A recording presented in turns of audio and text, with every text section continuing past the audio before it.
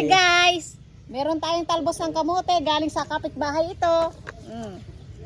Nag-harvest kami doon. Itong patula ay para daw ito kay Manong at hindi na natitirhan. Oh, yan, dalawa. Para sa lauoy.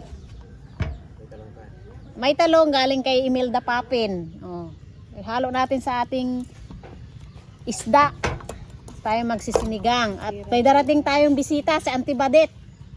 Ay, siya na lang ang mapunta, hindi na kayo. Hindi na, ito okra pa. Oh, ayan.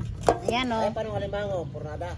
Siya daw bibili ng alimango. Ayan guys, oh, ito po ang ating mga gulay-gulay. Pag may kapitbahay, may gulay tayo. Static. Ay. Okay lang 'yun. Pag may gulay, Ano doy?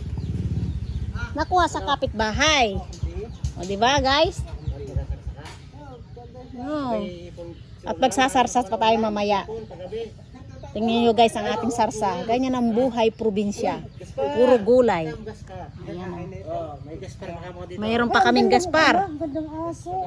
Ganda-ganda. Uy, halika dito, mama. Si Gaspar to. Sabi niya, Diyan isa lang yan. saga pa Rachel. Meron Ang ganda ng mukha. Meron pa kaming aso. Napakaganda naman ng baby ko. Bye-bye na guys. Oh, ganda-ganda eh. Uy, ganda ni Mahal eh. Kiss-kiss naman eh. Nagkatasin ko pa to.